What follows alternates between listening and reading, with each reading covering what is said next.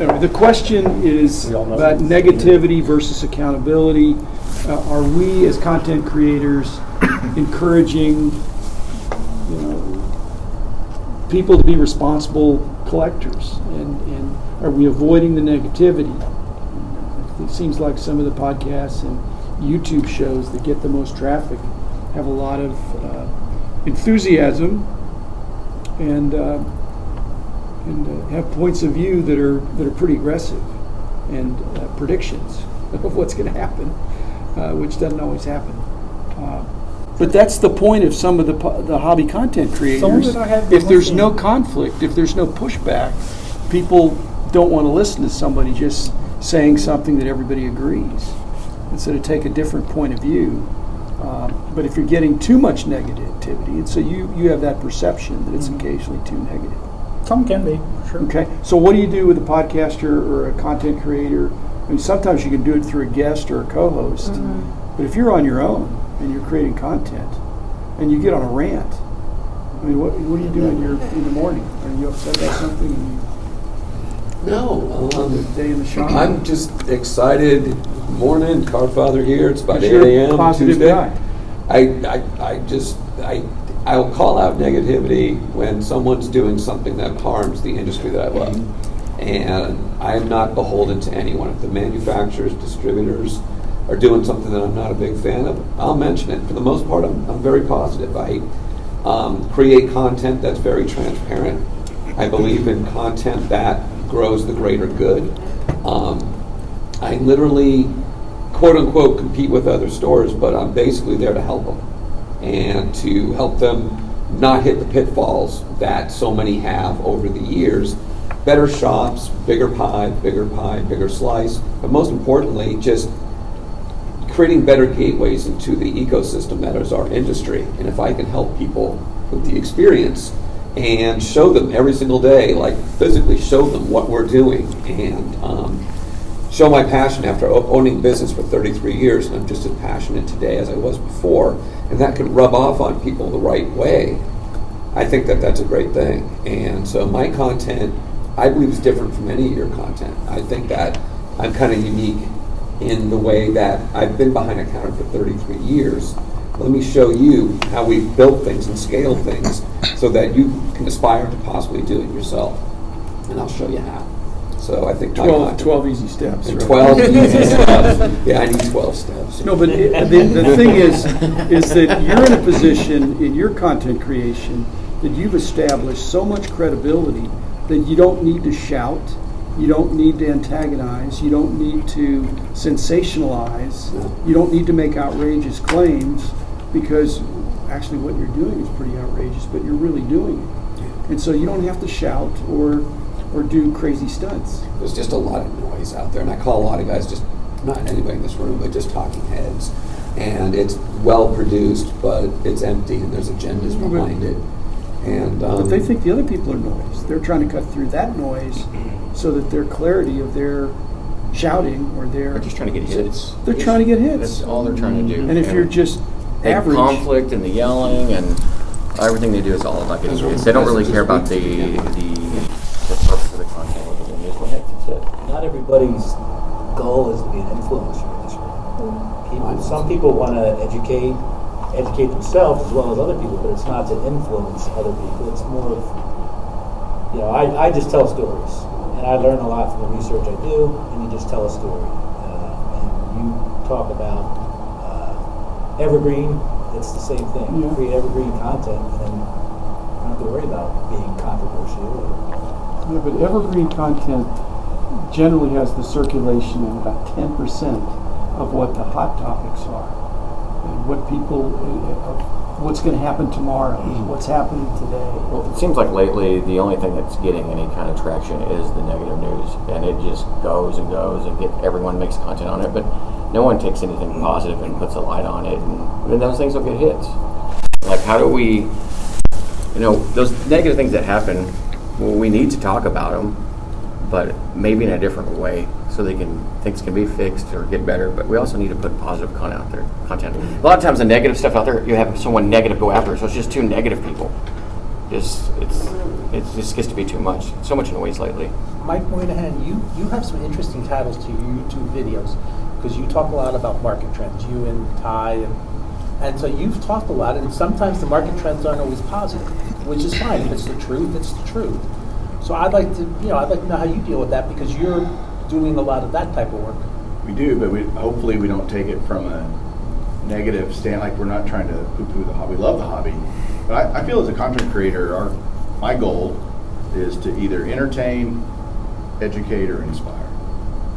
And hopefully through different avenues, different things that I'm involved with, I can do that on a whole bunch of different levels. Not all of those, in fact, a lot of it's not about getting clicks. It's not about getting views. It's because I enjoy doing it. I enjoy finding stuff. And those, ironically, are the videos I get the most compliments on from people when I see them at a show. They come up, man, I love this video. I love it when you talk to your dad, or when you just random stuff that has nothing to do with hobby news. And I have a hobby news show that I do every week. But nobody comes up to me and says, man, I love the hobby news stuff. Is that because when you talk to your dad or you talk to other people, it's people related? And what I mean by that is I think secretly a lot of us, and this has always been true of magazines, like reading the personal stories or hearing the personal stories about people. I know Kim mentioned when I was on John Keating's show, he said, I found out all sorts of things about you I'd never heard on the other interviews you had done. Because John found a way to interview me that nobody else had. If we don't, well, John said it, I think a lot of us love to tell stories. John just did a podcast on the life of Warren Bowman. Telling stories and educating and is where I get the most joy out of content creation. It's not burning Topps cards like I did 2 years ago. It's okay, You weren't even the first one on ever its burned Topps review. cards. I know. I was the first one, and that created a lot of negativity. But you're very comfortable in your lane. John Newman, very comfortable in your lane, and so these people we're complaining about don't necessarily have a lane. They want to be whatever is going to sell, or whatever has sizzle. People that yell the loudest, right? And that's true of life. This isn't just sports cards world. This is the world that we live in. That if you yell the loudest and scream the loudest, and everything is black and white. What I think most of us love about this hobby is how diverse it can be in terms of what people select, what people like. And what I think is lacking in the hobby by these other people that are negative is the respect. And what I mean by that is you can collect NASCAR. Right. I have zero interest in NASCAR. But if you tell me a great story and it's entertaining and you educate me on something, great. I'm all for that. And I can respect what you're doing and why you love it. You don't put the why. Why do you hate this? Well, most people can't articulate an answer. They're just screaming at the wind. And that just to get clicks. And that is, unfortunately, just what sells, It's like the car wreck, Everybody wants to watch the car wreck. Nobody wants to be in the car wreck. And it's just a hard balance for us to walk as content creators who try not to dwell on the negativity and create more negativity. I think negative creates more negative, right? The more negative you are, just people get all up in arms, and there's really no place for it. Any final comments? Yeah. Go ahead. I can go in this one, but the negative that I hear a lot lately in some of the groups and stuff that I'm in is every new company that comes out, they just want to bash them all. And I'm like, give people a chance. Who knows what they're going to be able to create or fix or change. Not everyone is here on a money grab. There are people that do care, but it seems like anything new that comes out, everybody just wants to bash them and just find everything negative about them instead of saying, all right, what is their purpose? What are they doing? How can I help them? Are they doing something good? But I haven't heard anything good about hardly any of the new companies. And I've worked for several of them, and all I do is bashing. I'm like Card Score. I got bashed on that a whole bunch of times. The guy's a great guy. He's a collector. He had an idea. It's not panning out, but he tried. He put his money behind it, and I don't think, but he just got bashed everywhere by all the trolls all over the internet. Maybe the bashing is to lower the value so they can be acquired. Because there's a real air of acquisition, and not mergers, but the big fish are gobbling up the little fish, and so Well, I can see some of that, but That's going to happen. And when there's a kernel of a good idea, if somebody bashes it, they're not public stocks where you could short them. Any final comments on that? Because we'll come back to that with the code of ethics. I was just going to say, talk about this concept of intent. So usually, like, what is your intent? Is it on because you love cards so much you want to talk about them? And just want to just get it out there because it's inside of you. And it's like, the world is a better place when whatever you're passionate about, you get to share it with the world. And everybody gets to enjoy that you're sharing with the world. So get it out. And so that's the intent that I've always, like, kind of tackled my blog with. Is if I'm thinking about it all the time, then it means I should listen to those things and put them onto a blog post or a video or something. And yeah, there are people who their intent is just to like get the biggest viewership and tell their friends they have 40 million followers or whatever. My intent is a little bit different than that, and some people's might have they just like talking about cards, and that's fine too. And you can usually pick out authenticity from those intent stances. So for example, if someone's really passionate about something, their intent is just to share.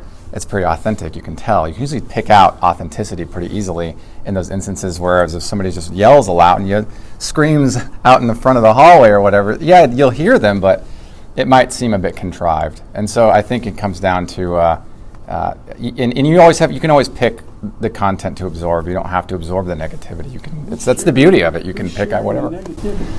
Don't share it. Unless, like I said, it's a training. Well, that's probably enough. Thank you. Enough on that. Yeah. Let's go to number 2, which is really number 3. The third question. As a content creator, how have you helped non-traditional, not just the non-traditional collectors, but the non-traditional future collectors? How have you helped them come into the hobby, join the hobby, really join the hobby? recently for me, Grapevine, the city of Grapevine where I live in, has a sister city in Austria. And there was a gentleman coming over, we go back and forth because of our big festivals, and they have a big festival over there, but he was coming here, and when he got here, he asked the mayor where he'd go to a card shop, because they don't have card shops over there, and he collected when he was a kid, and they had to buy it was really expensive to buy, but he had a whole bunch of Kobe rings, and he brought them with him. He introduced them to me, and I took them to S&P, and then it happened to be when Kyle was having his Arlington show. Took him to the Arlington show, got his cards. I just put them off to grade today for him to get graded. When they get done, the city of Grapevine's going to send them back. But he was so excited. He got to go to his first card show. He's getting his first cards graded. He didn't have access to this stuff, and I was so happy to be a part of that experience and watching his goosebumps go through the whole thing and seeing all these people buying and selling cards and stuff he's never seen before. So I totally enjoyed that entire thing. It was very awesome. That's cool. That's cool. I had a person I did not know today come up with me and was talking about the synagogue show, the Adat Havarim show, and said that's my wife's favorite show because she loved going through the Island of Misfit toy prizes. She also liked the fact that it was a very family-friendly atmosphere. The snack bar was very reasonably priced, and she could even leave, get a rest if she needed to. And so I don't want to say she's going full-time in the hobby, but when she, all of a sudden, if she goes, the hubby says, I want to go to that show, she goes, I'm going with you. Where she wasn't coming to the Dallas Card Show, because that's not something she's going to spend a lot of time in, but she enjoyed the more peaceful setting. So it depends on the person, but I think if you treat everybody fairly, a lot of people would be very receptive to say. But what's the entry point? Is it to take them to a card shop? Is it take them to a small show? Is it take them to a big show? Is it take some albums over to them and show them, I think it's different for every person. You have to size them up and see what their interest is? Because I get into random conversations on Twitter about all this, and they start to think about their childhoods and oh yeah, I did the whole Beanie Baby craze in 1990s and such. And it's there's little inlands to where people finally realize that collecting is really for everyone. We all collect something. It's just a matter of what it is. Angela, you told me earlier this weekend you're in a women in a hobby or something. I am. I'm in this weird DM group of 50 women, and it's very entertaining. And is that Sam Schuford's thing? No, I think it's a different one. Different one? Yeah, I think there's a few of them out there now. That's great because this show more and more women.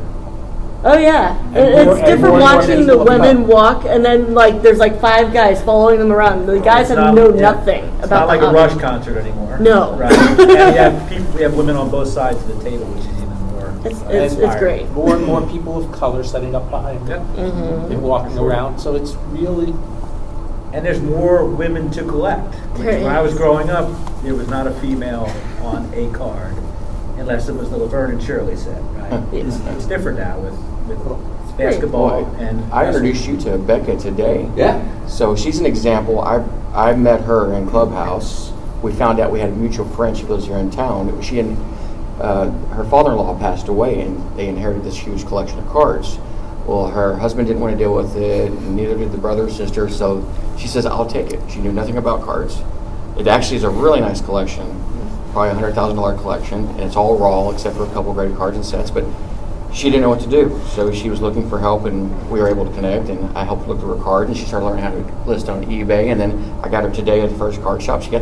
I showed her how to organize. I actually showed her one of your videos about how organized you were, so when she saw you, to take a picture with you. Like, today has been a great day for her, but she's so excited. I was actually going to introduce her to several other people here and get her into the hobby because she's actually excited about learning about it. But Rob surely would not be interested in a measly. I mean, you already have 40 million cards. Yeah. You don't need any more, do you? I'm a sick puppy. There's no room. I just love buying cards. I'm like you, a total card dork, Jim. And it's- Gotta have them all. who dies with the most cards wins. But there's, Go ahead. you know, we're talking about people that we meet physically, and our influence goes well beyond anybody we're going to meet as content creators. And so the most common direct messages I get through Instagram or whatever when people giving me feedback is, man, I used to be a modern guy, and I found your podcast, and I didn't even know about 53 Tops or whatever, and they go and investigate, and they're like, I just love this stuff, and so that inspiring part of being a content creator is if you just talk with enthusiasm and passion, and people feel that, and they go investigate. A guy did ask me today in person, he's like, I don't know what to do. I'm a modern guy, but I really want to go vintage. So just find a set you like. Find a player you like that you read stories about and you just think is interesting. That's the influence we have, way more than the occasional face-to-face influence that I think we have. We have a lot more influence, and I don't mean that in a like egotistical way. I mean it in we're just putting out stuff, and there are so many people that don't say anything. The guy today was like, I never comment, but I listen to everything and this and that. We're doing that as long as you convey the passion, as long as you talk about it, and that's how you bring people into the hobby. Whether or not they end up being a vintage collector or not, It's very rare that they come in as a vintage. Ryan Nolan They is one of graduate. the first. You graduate. They usually come in with the new cards. That's what's being marketed.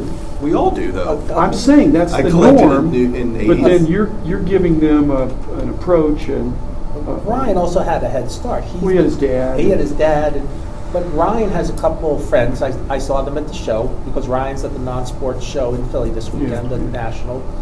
And the kids were, and when I say kids, they're about his age, and they were all excited about the Sports Kings, Jimmy Fox or Lefty Grover or whatever. I'm just making, or a 27 Lefty Grover exhibit or something like that, and a 27 exhibit Fox, and I think but they were excited about what they had picked up. And granted, it's the names. They're not good. They probably won't finish the set, but they were excited about getting names of the great cards of the past, and they have the same passion Ryan does. Well, it came from Ryan's passion. It came from Ryan's passion. So he's influenced a bunch of people his age.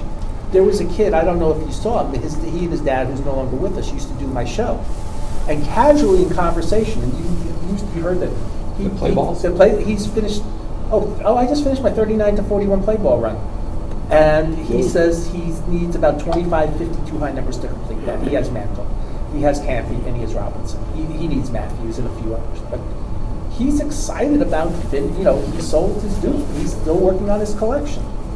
We can be infectious if we want to be. Oh yeah, we have the power to be that. And when you hear that, it's pretty hard to be blasé, isn't it? Ho hum. He That was sounds ho-hum. cool. He was more ho-hum about what he had completed than I was. I was like, You just dropped that in conversation. Holy cow! You know, when you and I were in the '70s, we could do things like that. Today, hearing somebody complete a Gaudi set. Piggybacking off what Mike said too, I assume you never know who's listening for the first time, who's contemplating getting into the hobby, and what podcast they're going to pick. How do I know that? Because people have told me, I listened to your show, I was on the fence, I wanted to learn more.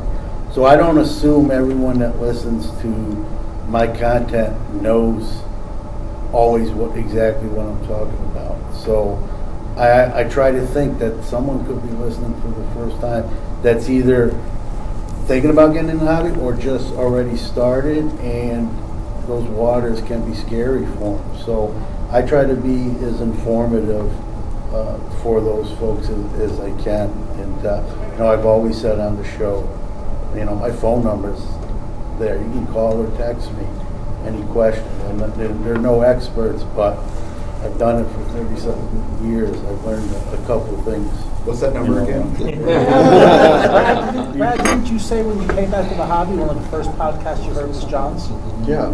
And I just started listening, and the first vintage podcast that I started listening to was Mike's, and now I can't not listen.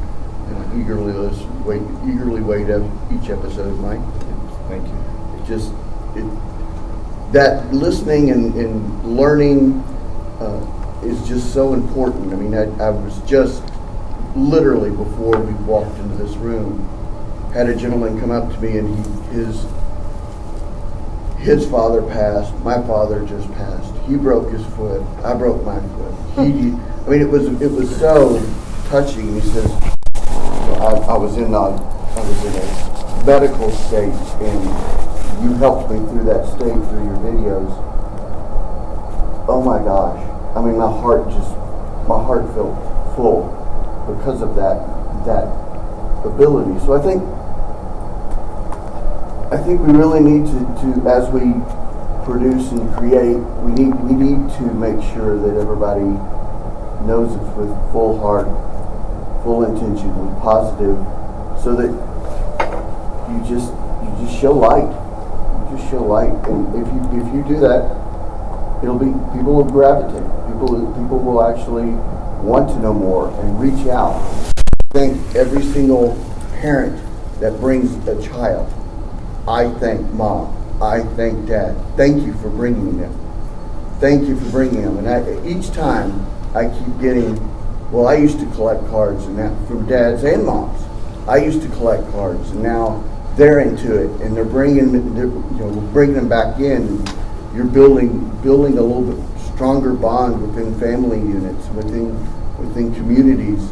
So just remember the small stuff. We're talking about the positives here, but Angela, were you thinking about that there's some, this is not a random sample, there's some excellent content creators here, but are there some that are turnoffs, or they're dismissive, or I mean, I have my favorites and I have my least favorites. Are there some that are doing things wrong, though, that are not welcoming? Is there a way that we should avoid?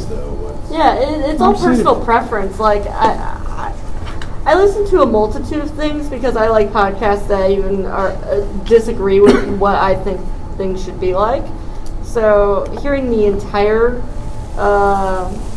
worldview, so to speak, is a wonderful thing. Well, and the reason I posed this question was that, my goddaughter had only ever collected Pokemon, but because of some family happenings, we've traveled more often to Ohio than normal, and she's been a lifelong skater. So we picked her up a few of the Olympic skater sets, and she's actually met some of these people in person, and has used these cards to have them sign in person. And it's kind of grown her into a people that she's met collection, which is more than nothing. Very legit. So, but for a 17-year-old girl to have an ice skating collection, it's a start. But you didn't tell her, hey, you're doing it wrong. No, I found something she liked. Here, encouraged, and she liked ripping them open. So. Well, you know that NASCAR radio, we primarily up until the fall, we're just doing NASCAR. We didn't do anything F1, some Indy, but we started including F1, and we did it because of the popularity. We wanted to see some cross pollination between NASCAR and Formula One, and get each side's educated. And from that, not that we didn't do it to increase our numbers or anything, but since we've done that, our numbers our followers have increased exponentially. We've, like I said, we've cross-pollinated and we've learned a lot, and we think we've helped a lot of people, learn both ways. One thing that's worked for me is that someone will send an email to us, or me. This happens to me all the time, not all the time, frequently. And I'll turn that email into a blog post, because when you submit an email through my Contact Us page, I say, your message is consent to allow us to use it in any media. So I turn that into a blog post so other people can also benefit from the knowledge that I would otherwise just be drafting to send as an email. That turns into it's now shared for everybody. So that's been beneficial for both the people sending me email and just other users being, I didn't know about that random Babe Ruth broder from the early 90s with the sparkle whatever, and so someone might have thought that they were digging through whatever and they found this card and they were like, hey, is it worth anything? Well, I kind of go through the background of the broders and they talk about the rarity and why it's not, it might be rare but it's not that valuable, and I talk about that. It's just been kind of a cool thing to add back to. There's a bunch of different ways to turn people on to this information, and one of them is just to you just answer questions, simple questions. Just be there for them to give them answers. I think to piggyback on that, so much of my content is based on what happened yesterday in the shop, and just situations that'll come up, and just explaining it, because people come at me, very little content out there is from the hobby shop perspective, day-to-day operations of running a store. And I think my content's kind of unique to that, and how difficult it is to deal with expectations from the consumer on all levels, because no two people are alike in what they're looking for. And as a retailer, your job is to say yes as often as possible to as many different questions as possible. And how do you do that? And we try to explain the different ways that we do that, and the ways we provide liquidity. Very few stores you walk into with a black box of cards, and they're willing to sit there, go through the cards, comp the cards, pay cash, whatever it happens to be.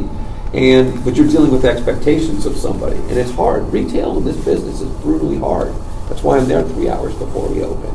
And I think it's cathartic for me to talk about these things and not ramble or rant so much, but just explain to people that it's a unique job in being in this business.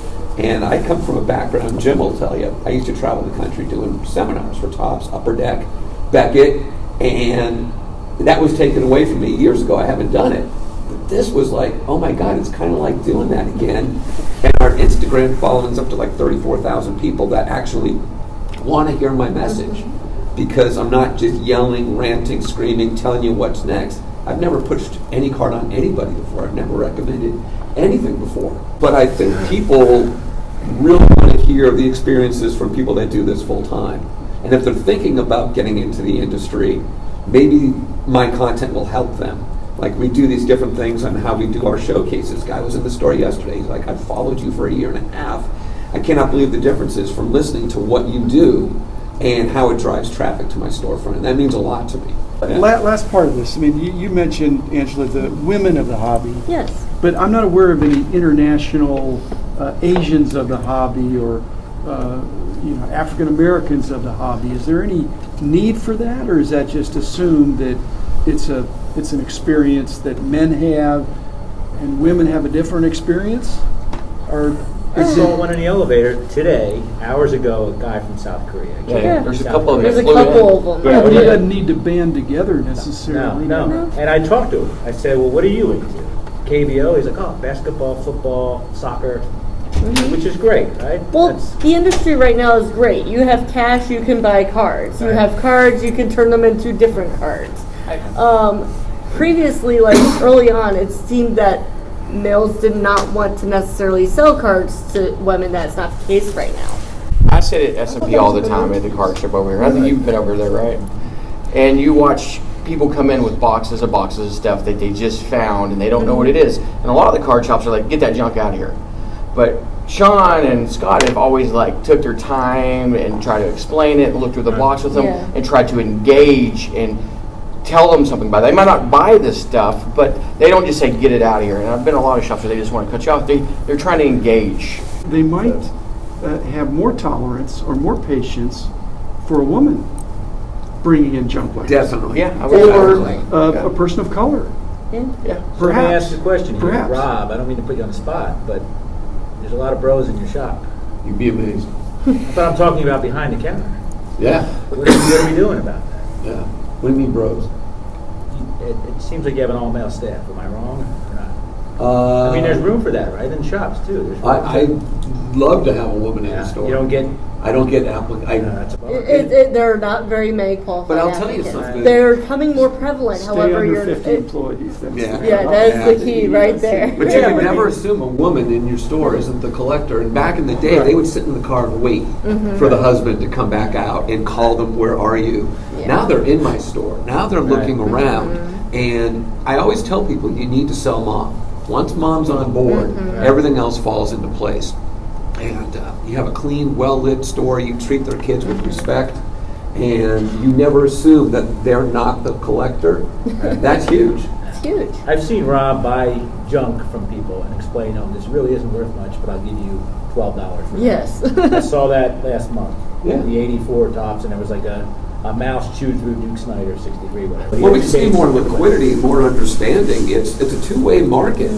It's not selling, microwaves. We're dealing with something that has value.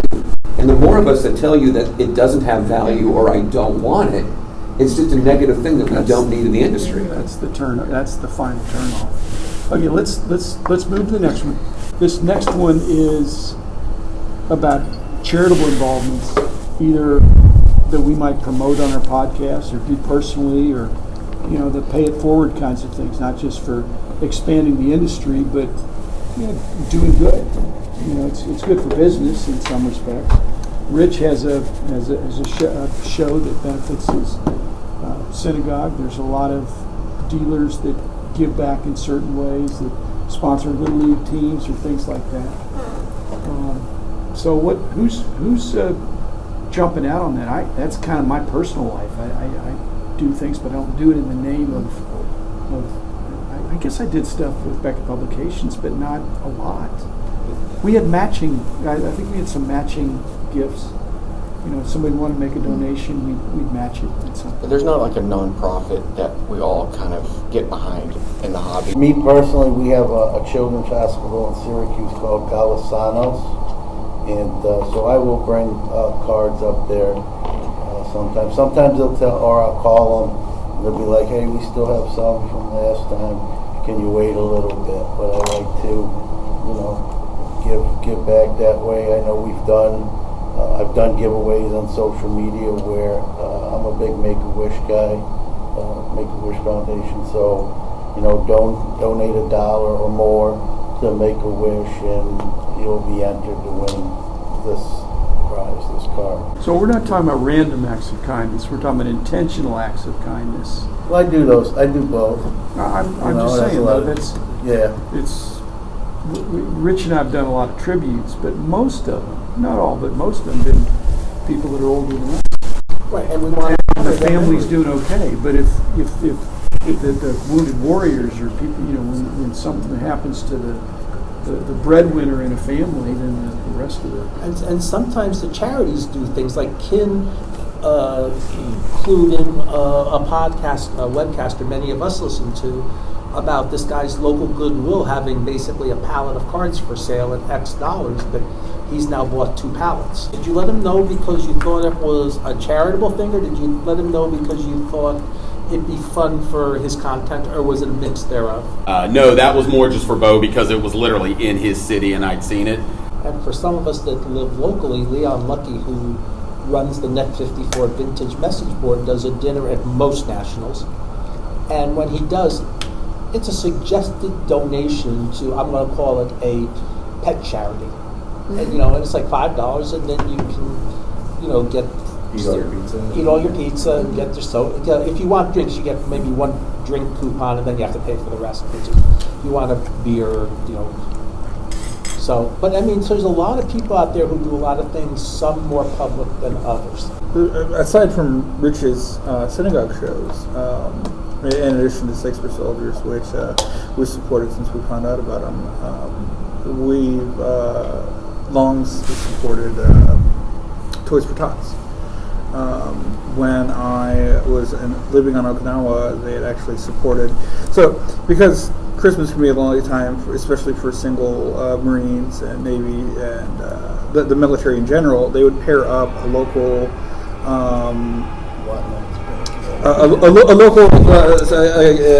with the orphanages with a Marine or a Navy sailman, and it would give them something to do together. So they would get each other a gift, but on a more local level, I've dropped off, in addition to water bottles and Barbies, I've also dropped off an occasional blaster of cards. Maybe a kid finds it and brings them some joy on Christmas. Listening to this, my brain is just going, just firing on idea after idea after idea. We did a thing called Cards for Kids. Every holiday, we would find 6, 7, 8 places that had gift stores. We would deliver them cards. And because we had a lot of employees who had extra cards, they didn't know what they didn't want to keep them. And so we gave away, and I usually shepherded most of the project, we gave away 750,000 cards in 6 years. And then eventually, the hobby died down a little and they didn't want the cards anymore, but I want the cards again, especially if they're the new, happy, shiny base cards. Kids will probably be thrilled with that. We say, well, it's not a hit. The kids say, it's a Steph Curry base, they don't know if it's a Steph Curry base card. It's a Steph Curry card. It's a Luka card. It's a Kyler Murray card. Kyler Murray's, in this town, grew up in this town. They'd be thrilled with this. We can still help charities do things like that and be the facilitator to get them some more help too. I mean, basically, it needs to be authentic. And I think if you're encouraging your listeners to helping them to be aware of something they weren't aware of that you're personally standing behind or involved with, I think that's authentic. And it's winsome. But if it's like, hey, we're all going to do this, and I have no idea what they're going to do with all these cards, but we just send them down there, and you're going to get a write-off and all that, it's not going to ring true. Put a link on there. But some of it is a write-off. I do tell people it's a write-off because it's good for them, but not everybody wants to use the write-off. Some people just do it they want to help the community, and that's wonderful. I think it just comes down to finding something that's meaningful to you, like that rings to you. Like for me, it's ASPCA. Like I'm a big dog fan, and so when I wish I could have them all and take care of them all, but I can't. So the one thing that I always think about is how do we help dogs, because they need our help. And so there are many countless ways to do this, right? When I lived in LA, I used to donate cards to Mattel Children's Hospital every year. Get into so much stuff, just give it to them. I walk up there and hand it off to them in person, and it just felt like, if you're sick in the hospital, there's nothing really going on during the holidays, it might be cool to go through a box of cards, take your mind off of what you're going through, things like that. I mean, there's infinite ways to give back to the community, but whatever rings to you. Virgilio modeled the right one, that somebody is a champion of this. Somebody really makes it happen, gives of themselves, and enlists their friends, rather than being kind of fractionalized and all over the place. One person says, this is my key thing. When it comes to that stuff, you can never do enough. When I was working at Beckett, one of the biggest charities we supported as a company was the Salvation Army. I think it used to be 7% of their income goes to, we'll call it, organization needs. That's an exemplary organization, but a lot of times those statistics, it's not that they're lying, but the bigger organizations can have less overhead as a proportion. Salvation Army is really big. Some of these very small situations, they're going to have a bigger percentage that goes toward fundraising because they can get the word out. But full disclosure, I was on the board of Salvation Army. And I appreciated the dinner every Christmas, and we'll leave it at that. Okay, let's go to the next one. This is about just whether there could be or should be a code of ethics. If so, is it enforceable? And if so, by whom? Whom is the correct word? I think it's a can of worms. Okay, I have one more. Does content creator include breakers? No. I don't think so. It's content. Gray area No, there. they're overtly selling something. Oh, So you can't have a code of conduct Interesting. that says you can't promote what think you're about it that selling. way. That's the first blank that this person was suggesting. You can't tout what you have. That is a great deal. Well, of course it's a great deal. They're in sales. No, but part of the thing that's going on with breaking is sometimes people don't like what they see in the breaks. And because they're doing content creating in that level, the question is that considered part of content creating and part of breaking if you hear about somebody who pulls some card and then says, no, we're not going to give it to you? Look, in every other industry, in every other part of life, if someone pulled that, there's no way you're telling me that we would continue to keep going back. I don't understand why that happens in our hobby. I'm sorry, this is a hot button for me continuously. Why do we keep going back? So that would be a fail Well, that's really easy on one. the code of ethics. Yeah. Well, the people that go back are the new people. New they people. They don't know. They just whatever comes up at the disagree. top of the I think YouTube. it's the same people. It's the addiction of But they're letting relatively something- new to the hobby. They're not. Sure, but they haven't been they're the around for same- 20 years. I don't. they don't reset. Certain breakers don't reset every week with a whole new audience. It's the same people. It's not trying just to the breakers, chase it's that the high. brands too. There's different brands as well. Yeah, that- oh yeah, that for it sure. circulates. Yeah. And Well, and I'm cool with all the breakers. There's different styles. Maybe not all the styles are not my style, Right. but the hiding of cards and all that stuff, that's a no-go, no matter who you are. I might not like everyone's style. Somebody's too slow, somebody's too loud, somebody crazy. Well, everyone wants to watch a different movie, right? But actually doing it correctly with, the ethics behind it, doing it right is what matters. And how do you govern that? I don't know. When it goes wrong, Well, how do you make it go away? It may be criminal, not ethical. Yeah, it is. It is. If you hide a card and it doesn't go hit right through the lungs, I don't know You have to prove where it. you're Bait and from, switch. but where I'm from, that's called stealing. So let me play the heel here, shocker. Going back to the original question, no. Because number one, you can't legislate morality. There's just no way about it. If you're in the breaking situation that we're talking about, if you see this happen and you choose to still go break with them, I don't feel for you. There is a level of self-accountability still to this, and this goes back to the very first topic that we talked on that was very popular, so I didn't get my opinion in. There are some people that are considered negative, some content creators that many people say that those people are very negative, and I think you all know who I'm thinking of. But those people speak truths that other people don't want to talk about. They're still bringing up certain scandals from 3 to 4 years ago that these new people don't know about if nobody else is bringing them up. Oh yeah, the Juan Soto superfractor. Well, and I think that There's has to happen. one I of think them right there. I think it's the delivery that'll probably help bring better, just on how it's delivered. So there's a style guide with the code of ethics. Well, I'm saying that to get people's attention, where they pay attention to it and digest that information. I think delivery and who delivers it and how they deliver it. Like, because yes, it needs to be called out, but I've seen people beat it up where you're just like, I don't want to watch another negative person beat something up. I want to know that this happens, but it needs to. I don't know. I think it could just be delivered better.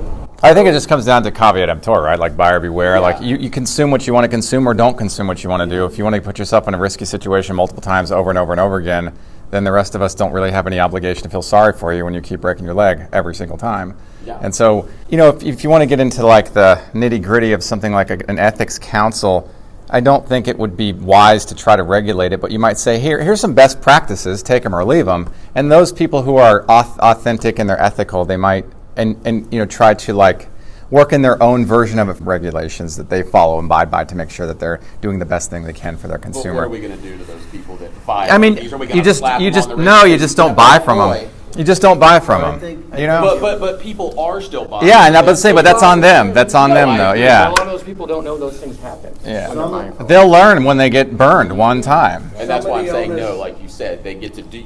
They learn on their own. Yeah, they learn on their own. You and I are on the same page. You like the best thing you can do is leave people alone so they can make their own mistakes. And then if they have to make their own mistakes a couple more times over, then you have to just let them do that.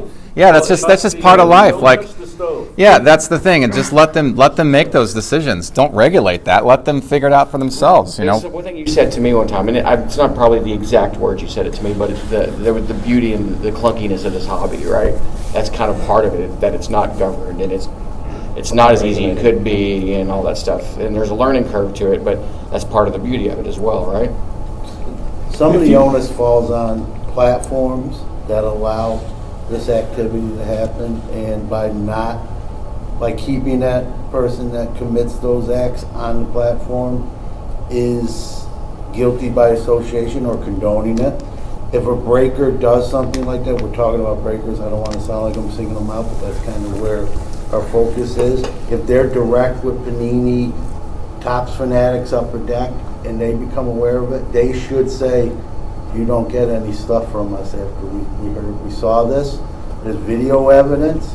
Whatever time limit that, you're suspended 2 years, 5 years, indefinitely. Reapply later on and we'll readdress it. Or you can go on their show. Yeah, right. Yeah, I think that became another issue. Yeah. You know what's interesting is we spend 10 seconds. I almost wanted to bite the hook. I'm not going to do It it. took us 10 seconds to say breakers weren't content creators, and it took us 10 minutes to debate about breakers. I think they are. Now the irony is the opposite of a code of ethics. Like the people I know in this room, like Logan with NASCAR, Ken with his IndyCar, Stefan with his twins, Mike with his vintage, me with my 70 stuff. We're promoting competition for stuff that we're trying to acquire, which is ludicrous. Mm-hmm. But we do it because we're the antithesis of ethic questionability. Makes no sense. I'm going to tell somebody I'm going after this, Jackie Robinson. All of a sudden, everybody knows John Newman's going after Jackie Robinson.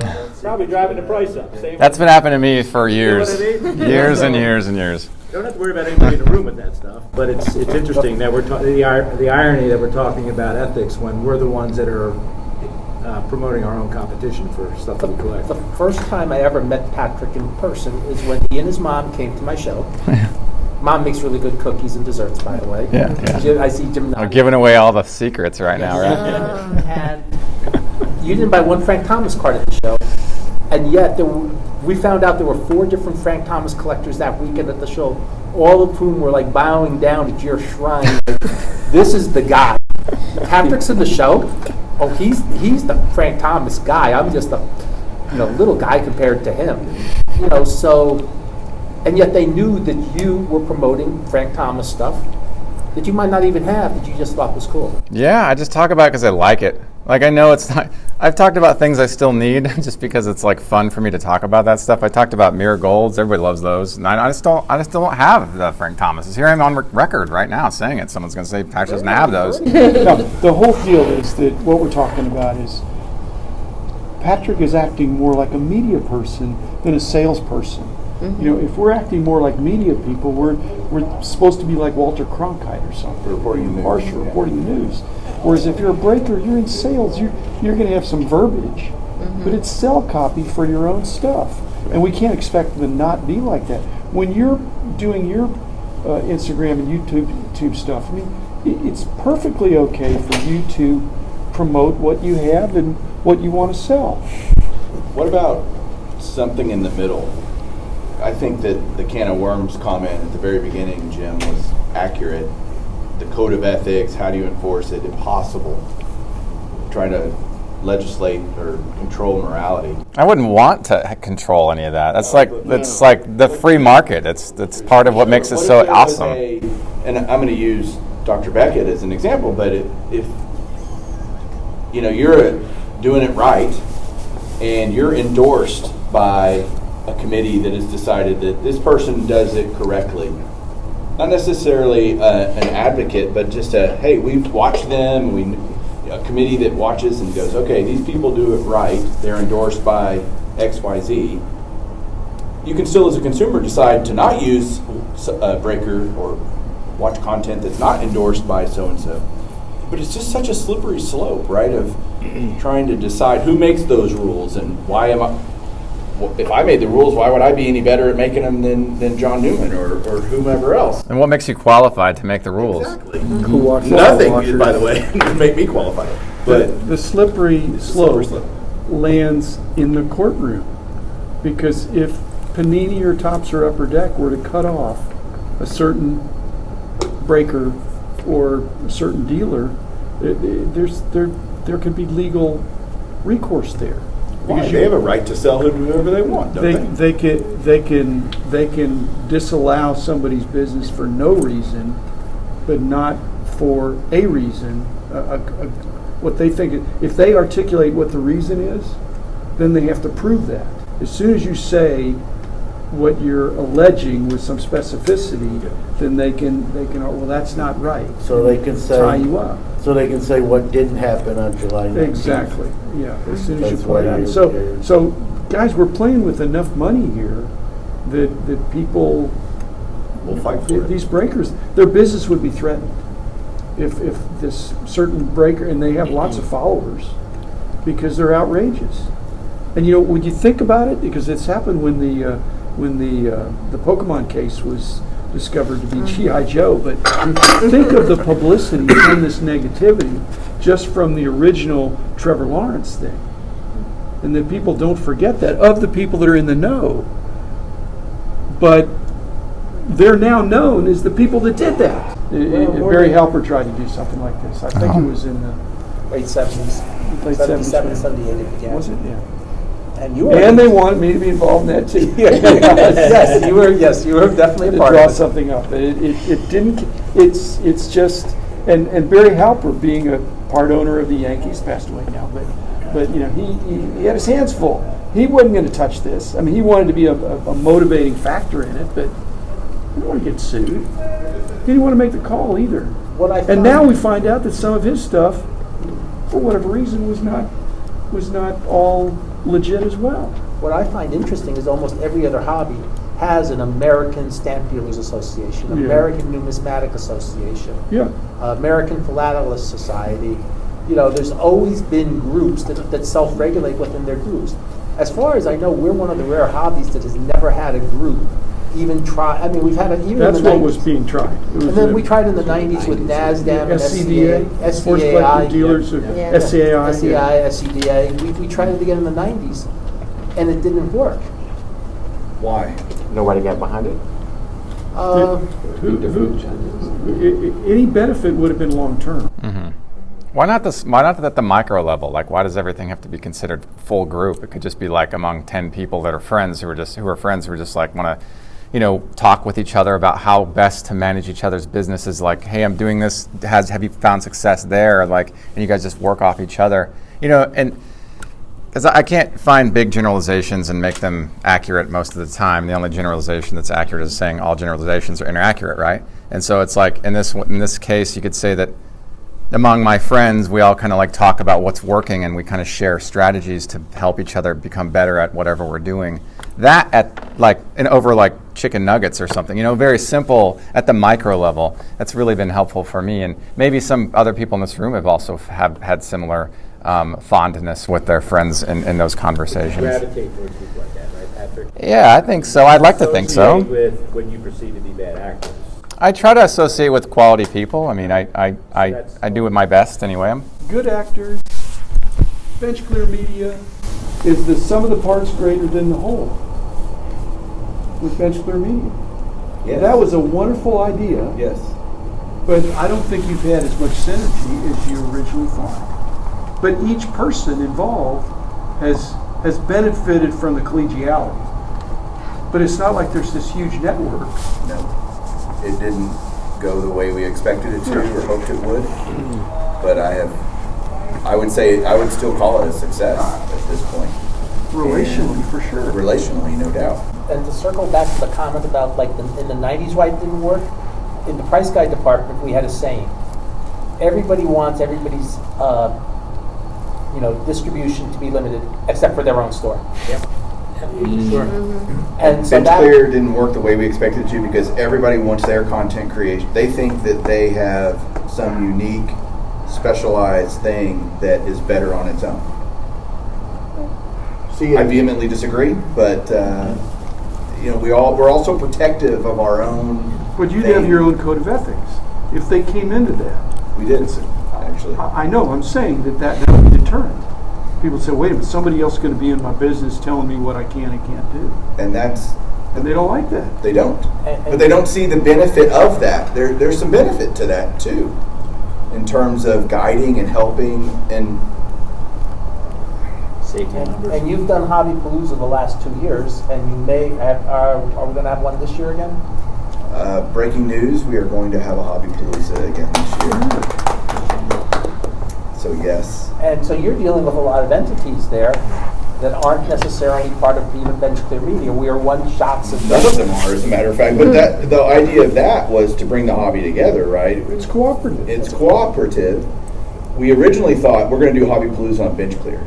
Everybody said, I won't do it if I can't do it on my own channel. And I said, why not? What does that matter? And it is because we wanted some control over it in terms of who we let in the door, so to speak, as Dr. Beckett was referring to. And we found common ground that I said, okay, then I'm going to select the people that I want to be part of it. We got lots more requests than for people, hey, I want to do it. Sorry. Is it bigger and better this year? Is it new? Yeah. Isn't it always, John? More Palooza. Well, see, in my industry, we have what's called circle of influence, where I'm in tech sales. Well, I don't do cyber insurance, so I go find somebody who is like-minded with cyber insurance. I'm looking, there's multiple facets, but there's in my sales business world, I go find people that I don't have a business relationship, or if they sell, it doesn't conflict with what I do, and I build those relationships. So I'm gonna have, just for an example, there's 5 guys that are together. We each do different things. Well, we've got 3 already collectively that have said, yes, if we get somebody that has to do X, I am going to refer them to Patrick. Patrick then in turn refers to me, and we're going to put it on a piece of paper, and all of us have one particular, here, you have X problem, there's the guy. It's completely out of trying to do the best thing for the consumer. So that's, so we go into that, and it blows my mind. Well, we have Kyle here. What if there was an association of show promoters that wanted to invite you into the association so they could tell you how to run your show? And how you have too many tables. Kyle would love that. I mean, the breakers wouldn't like it, dealers wouldn't like it, promoters wouldn't like it. When I was able to bring back the synagogue show, the first person I spoke to was Kyle. And because he's running such good shows in the area, I don't want to do a monthly show again, but I wanted to talk to him to make sure it's not an issue to do the synagogue. And he goes, no, go right ahead. In fact, he'll be there next week. But the point was, that's a personal code of ethics too. You don't want to step on somebody's toes. Professional courtesy. Professional courtesy. All the grading pop-up companies that come in and actually just buy a table through somebody else, which is fine. I love it, but it's like there's so many of them now that and it's like, how do you know that it's trustworthy? It's a trustworthy business. So we found a little bit of an issue with that. So we're working through it. We have time for one more question. What do you want your legacy to be as a content creator? Mike, once you motivate it and get it started, what do you want to be? Well, I'm saying you have a deeper meaning there. I mean, you have really defined your lane really well, and you're an ambassador for that part of the hobby. Well, being a content creator for YouTube for 9 years, I think about not just because we all think about what do you want to do with your collection someday? What are you going to do? I get people asking me that are outside of the hobby, why are you doing all this? Like, what's the end game with that? As a content creator, I've started to think about that as well. What's the legacy I want to leave? Because hopefully content will be around long after I am, potentially. And when Mike Moynihan is gone, what will they say about him in the hobby? And I hope it's positive. I hope it's, he helped me with this, or he was super hospitable in this situation, or whatever. And I want it to just be positive. I want it to be something that people... Why are you worried it'd be negative? Look, no matter who you are or how nice of it, like, again, when you're in content creation, you're putting out a slice of you. That slice, there's a lot more to you than that slice, typically. They don't see my entire life and what I do. The conversations I have with many in this room privately, and just the texts I get randomly from people, or direct messages that I help people. And that's fine. I don't want any kudos for that or anything. I'm going to be me, and as long as I'm authentic, hopefully that comes across, and that helps someone or influences someone, or I don't know. It's I want there to be a legacy of positivity for the hobby. The hobby's better off because Mike Moynihan was in it. That's, at the end of the day, I want that to be said. There will be some that say no matter what I do, I can cure cancer or solve all the breaker problems, and some people would still say Mike was a jerk. But I want the people that I care about I care about what John Newman thinks about me. I don't care about random Joe out in the street that doesn't know me or anything. Rob Verse, you've been doing content creation in different forms for 25 or more years. Right. So you have, with a couple of exceptions, more experience than anybody else in this room in content creation. I'd say that, and then some. And then some. Because it's every single day. Yes. We're creating some kind of content. Is your legacy Ryan? That's a great point. My son just turned 27. Ryan, he runs my business. He's doing a great job. It's one of those taboo subjects, I think, in the industry, talking about succession plans and what happens when someone of a certain age gets sick or passes on, what happens with their inventory. And a lot of times they just go out of business. The wife's forced to do things, whatever. And my son really is my legacy, but he's absolutely amazing. How proud is your dad, too? Oh, yeah. My dad has 2 generations. Yeah, it's been a real blessing for sure. But I think as an educator, more so than a retailer, I think I'd like my legacy to be someone that taught how to run a business, where just was open, wrote for Beckett, wrote for Krause, wrote for Card Trade, seminars everywhere. Now for the last 2 years being the card father, and speaking truths, and leaving the hobby in a better place at the end of the day. And I try to explain to people that there's really no shortcuts, but I will show you what we do all the time. You want to come in my store? I will take you on a tour of our warehouse. I will show you every aspect of what we do in the store. And if you can take something from that, and you can make something of that with your own, then I want that to be my legacy, that I sprinkled some dust across the industry and made it a little bit better place. If you can only get that Italian restaurant. It's my downfall. John, do you think about this? Yeah, I mean, I think, every time you turn the mic on, you're leaving legacy, right? Those things will always be available when I'm not around, I'm assuming or hope so, right? So, passionate, I think, I try to think of what other people, rather than tout myself, I call it passionate, genuine, caring, informative, willing to help people. Like I said, my phone number, that's a personal cell phone number, call or text. Got a lot more car warranty calls since then. But just be yourself, right? Like my grandfather said, if you be yourself, you don't have to pretend to be anyone else. Dr. Beckett, Rich Klein, I mean, y'all's influence in the hobby will go well beyond you. Hopefully that's not for a long time, but I hope you're proud of what you've done for the hobby. Everyone's got their own I think we journey, all, and I'm still on it, and it was, And, we had, maybe it's 3 years ago now, when we had the dinners at your house. yeah.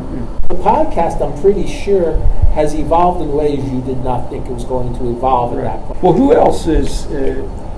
I think we should be concerned, not not wake up and get nervous concerned, other than thinking, are we going in the right direction? Are we on the right track? I think if you love something, then other people can learn to love something too, because you shared your love of something, so they can look at that thing a different way and think differently about it, and their lives become more enriched because of it. And that's kind of what I said earlier, is that whatever you do really well, give it out to the world, because the world will be better off for it. And everybody does something really well, and they should identify that as quickly as possible so that the world can be better off for it. And you'll be better off for everybody else doing the same thing. I haven't been more happier than I have in my entire life than I have been in the last 3 years focusing on this.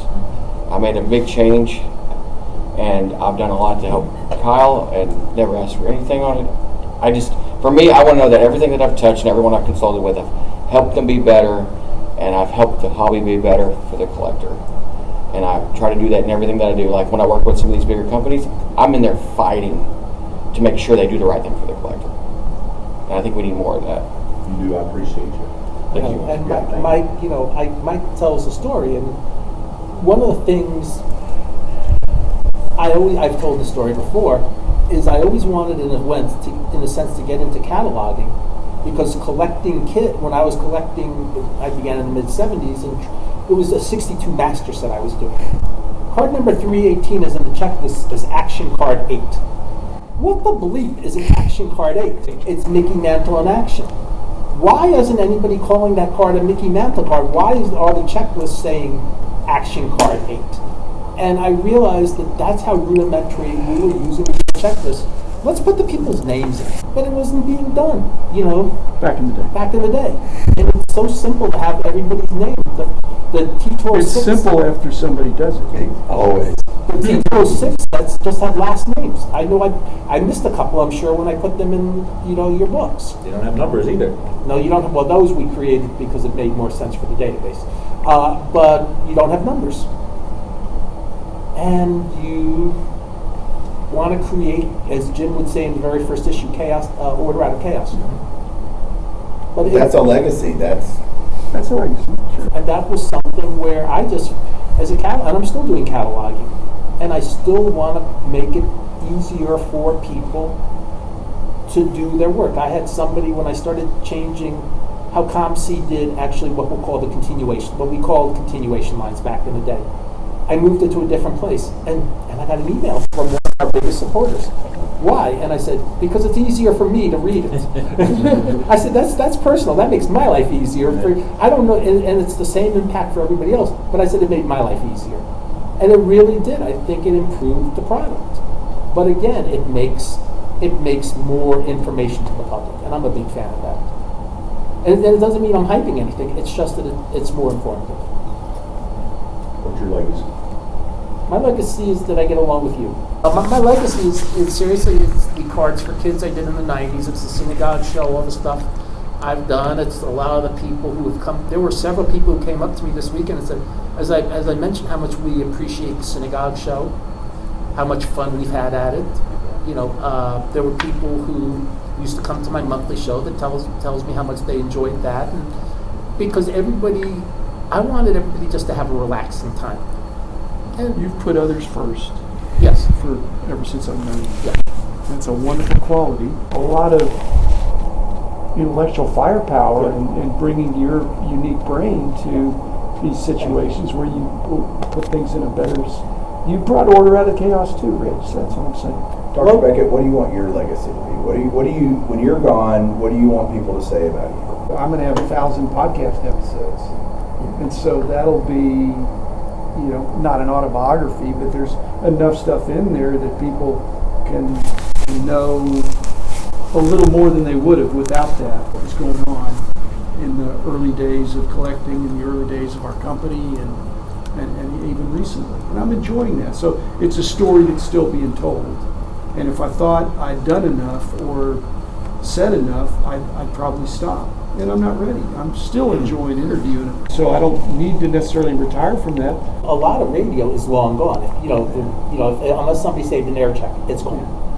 And there's a lot of it gone. One thing about what we do is that as long as certain things are out there, it's eternal. That's what we're all doing. That's you can say what you want, you think you want people to think, but people can evergreen. They can go back to your 70s card show whenever and enjoy it. And they can't think, well, he did that in 2022. That's not relevant anymore. Baloney. It's your perspective. And so that's going to be part of your legacy, too. Ken, you've done episodes with Herman that include things like discussing barbecues and farm animals and chickens. So I mean, that's kind of fun too. You've gone pretty far-reaching in what you've discussed on your podcast. Focus is not an ally on that show. Nothing wrong with that. Yeah, I mean, you're talking about legacy, and I'm just over here like I'm completely small potatoes. But basically, I just want people to enjoy it. I mean, we do a live stream on Mondays, and some of the most fun is the John's in there in the live chat. That Steph has started hopping into the live chat. And Brad sometimes is in the live chat. And, we both, I think, I guess I shouldn't speak for Herman, but I think we just do it. It's fun for us. And that's why we do it. It gives us something to talk, it gives me somebody else to talk to cards about other than my wife. And, we have a good group of guys and gals that join us, and they seem to enjoy it. And, I had a good time talking to them. That's about all I can... Well, for most people, their legacy of what we're talking about is in third place. I mean, they basically have their family legacy, then they have their career legacy, and this is a hobby legacy. Now, for several of us, the career and hobby and even family can weave together, and that's powerful, but it's daunting as well. You want to make the most of the years you have. Many side hustles in this hobby, isn't it? It's the greatest side hustle hobby in the world. I don't know if we have to stop now, because we're getting pretty close to 8:30. So tops bunt or no?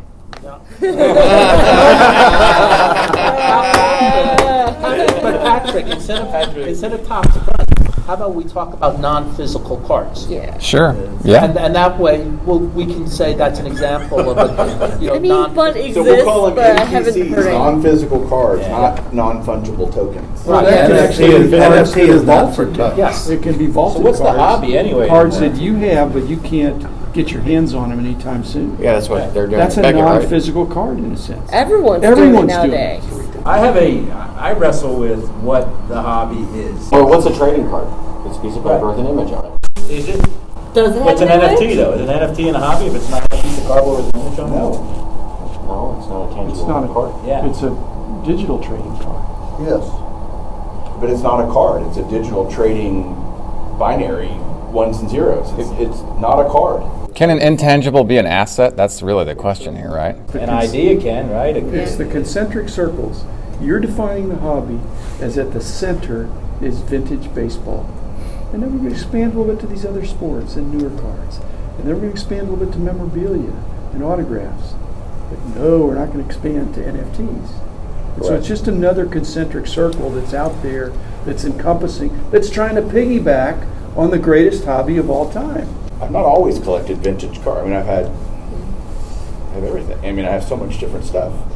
The hobby was always to me cards and memorabilia, right? TCGs are a different hobby. They're cards. NFTs are a different hobby. Ticket stubs. Ticket stubs are It's memorabilia. Unbelievable. Postcards. Postcards. See, postcards never got respect. Right. Tickets never got respect. Publications never got respect. And now with grading, all those things are, Tickets are under coming. consideration. Yeah, tickets are Tickets are coming. big right now. Graded. Tell me what you Well, when you go to an event anymore, you don't get physical tickets, so all of those became super collectible because you're not going to get In the more in past, the all future. these collectibles started out being worthless. Right. NFTs start out being insanely valuable. And then the value is going to go down. If something needs to be, all these things were ephemera. I did a report on this. Mark Cuban's giving away an NFT to everybody who has a ticket to the Dallas Mavericks. I've got them. They're stupid. Is it just a floating image, or does it have a value where you get something special by It's using like it? a Bored Ape or something. To an 8-year-old child who's now experienced that as they grow up. Are we saying that in I have 20 no years. perspective to this because I didn't grow up with a cell phone in my pocket. You're head of Beckett Publishing in 2022. How do you wrestle with the question, what value do we put on these NFTs? Well, the problem is the cataloging thing that we talked about. Is, I guess that we were antagonistic with the licensing entities, over the years with the Major League Baseball and Players Association. But they really did a service. Every kid can be his own brand. That's a problem because I don't know how to catalog the NFTs.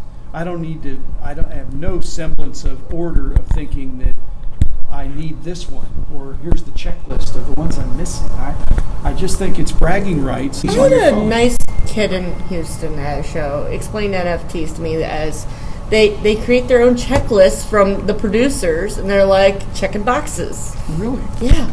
And I'm like, that's I know, but anybody very can be a flexible. producer. Anyone. And then how, if you had a price guide or a publication or some coverage, how would you know which ones are legit? We had trouble with that. Yeah.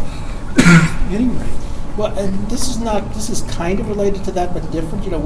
This is actually a physical item, but you're not owning the physical item if you have a fractional card. I mean, that's at least, but then you don't physically own the item. John, your collectible are they still sponsoring this? So you've done work for a fractional company. I own some fractional cards. It's backed by, it's securitized, where the NFTs are. You don't really own even a piece of the art. Yeah, I think the fractional market's a pretty cool thing in my opinion. I would love to own a piece of a 52 mantle since I don't have my 52 mantle anymore. So I think that would be a nice thing to do. If I had 10 shares in that, I mean, at least I could say, hey, I own this little bitty, fraction of a piece of. Should Logan have bragging rights for cards he used to have? In other words, if you're going to show people your collection, is it okay for him to show a picture of the mantle that he used to have? If it was graded, you'd have the serial number. You'd say that was mine. A lot of us do show pictures of our cards because we keep them in the bank or whatever. Or even cards he used to have. Yeah. He used to have this. I try not to go back in the background of stuff I used to have because I want it again. It makes me feel like I want to go back and find it again. So I try to accept that it's gone in the background, and I try to enjoy what I currently have in the possession now. But with my site, back 10 years ago, I was like, I want to put pictures of my whole collection on the internet so I can enjoy them from wherever I am, and I can hold them up and show people. Be like, this card, I'm looking for the other one of this, kind of a cool reference thing. A good bit of a hockey fan, so I've taken to the previously mentioned EPAC, but from a storage point, as we're looking to move out, it's kind of nice to say I can still buy a pack, and I have something physical that I can sell, but I've never touched it. PSA Set Registry app that shows me every card that I have. Yep, that's what I have. And what I like about the registry is But where are those cards at? In my house. Yeah, but some people don't have the room to store them at the house, so leaving them at the vault at Beckett. That's and where ComSeat really comes in because then you have a picture front and Similar back of every card, that's in your I once wrote inventory. a story for Sports Collectors Daily. I spent a New Year's Day, this is before I went to work at ComC, going through a 68 Topps card set, which was the first one I collected as a kid actively, just so I could see all the cards again. And front and back scans, it was wonderful. I got to be 8 years old and 7 and 8 years old again, and I didn't have to spend a penny. I'm going to be throwing some more parties and stuff at my house. I'm thinking, I really don't want my collection sitting around here. And I'm like, it might be better off somewhere else. And maybe I'll keep a couple of cards out on my shelf. And the thing you can do with this, though, is my cards are in that vault. I have the representation of it. But if I do want to sell it, I can sell the NFT to someone else. Now they own the card in the vault. Well, I don't have to go to the bank to grab the card and then put it and ship it and do all that. And it works great. Vaults are great for people that are overseas as well, right? They can get a card shipped to a vault, no tariffs or taxes or anything like that, and then they can sell it from there or eventually liberate it somehow, but they own the card, they just don't physically have it with them. Guys, thanks for coming.